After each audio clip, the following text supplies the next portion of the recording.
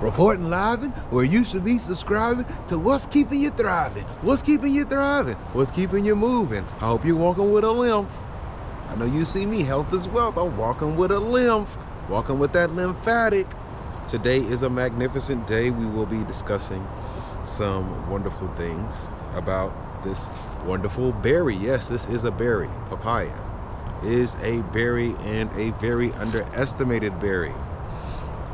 As a matter of fact, we will be discussing some of the benefits of papaya and some of its properties when it comes to sickle cell, when it comes to renal medullary carcinoma, and also kidney disease.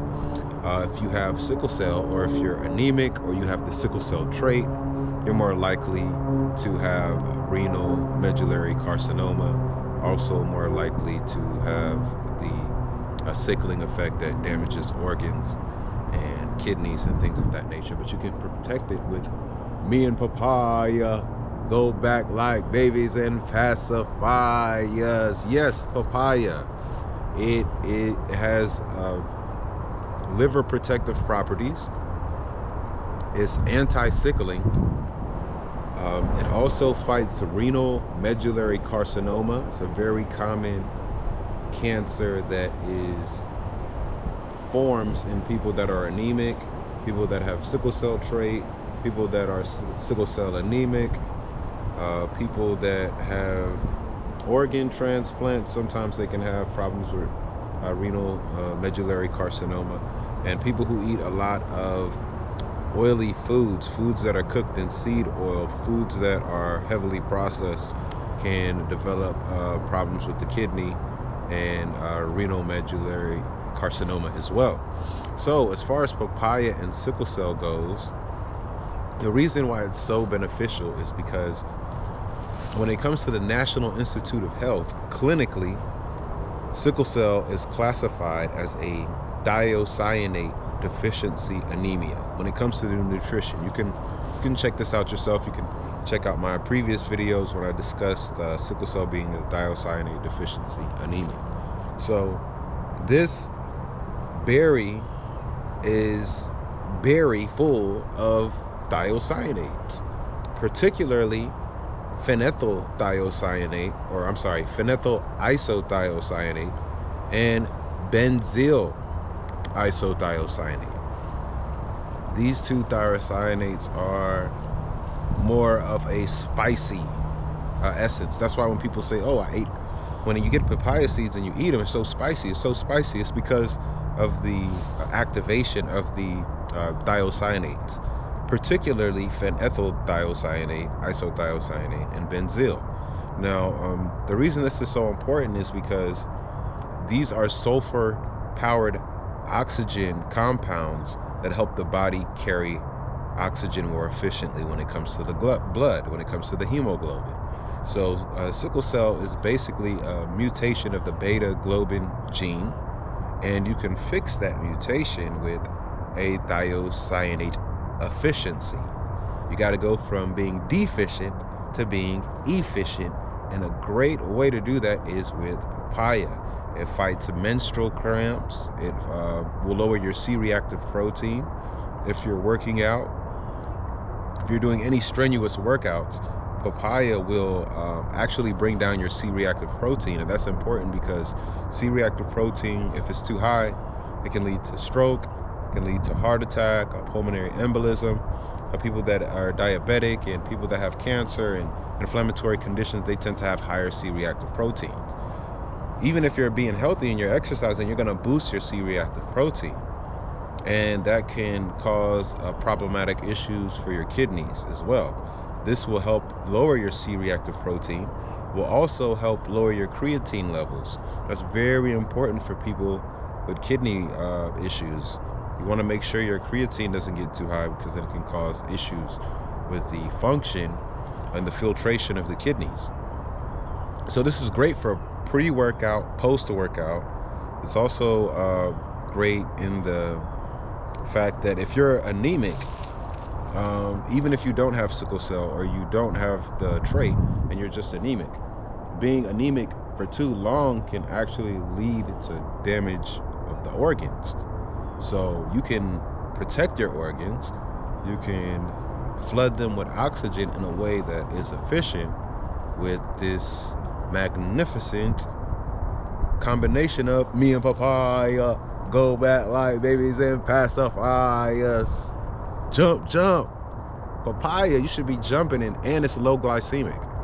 So it won't spike your blood sugar. If you're having problems with losing weight or having problems with sugar craving, it will help to cut that with papaya. It helps with, what's it called when you're too high in the sky? The elevation sickness. You know, altitude sickness, that's what it's called. So people that get altitude sickness and you go on a trip and you go skiing and you get high up in the slopes and you get too high up there and you feel like you can't breathe, that can be fatal. Altitude sickness can be fatal.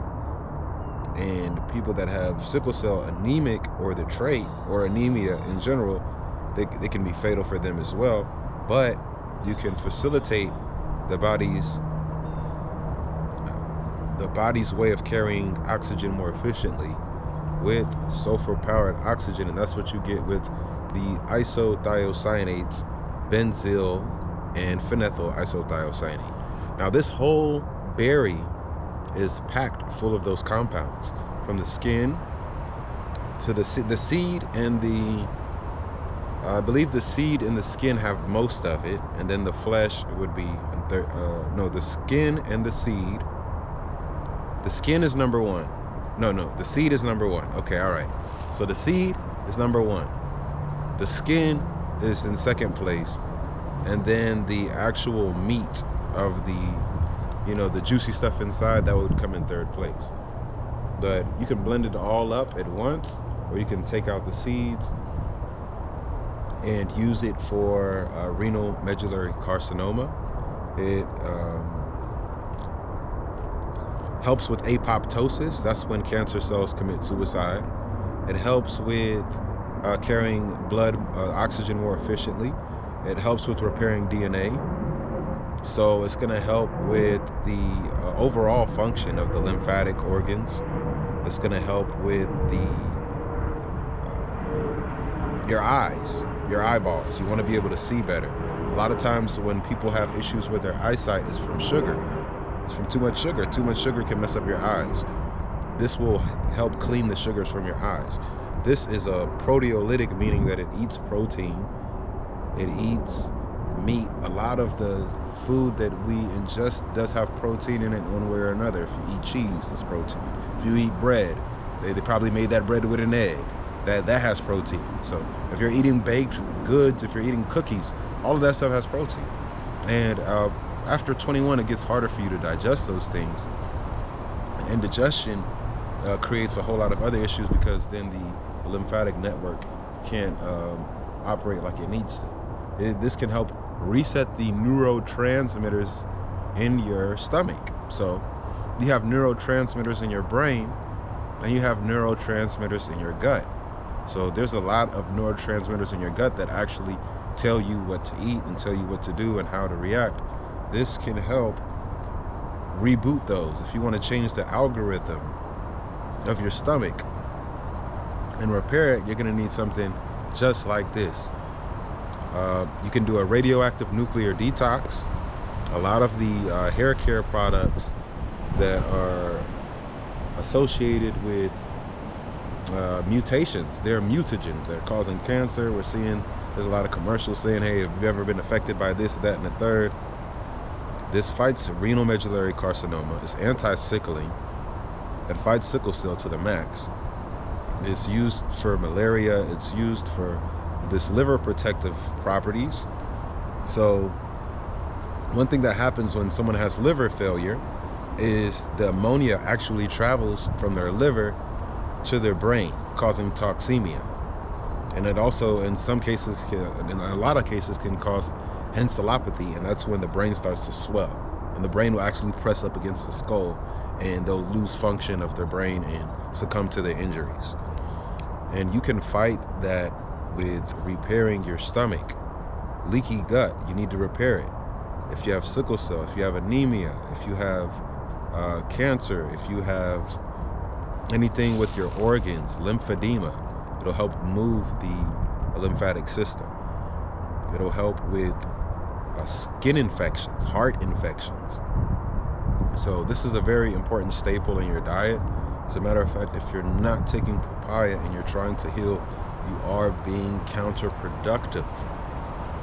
You are being counterproductive, because one thing that people don't understand about papaya is if you take a papaya in a week, you can cut down your parasitic infection by very close to 80%.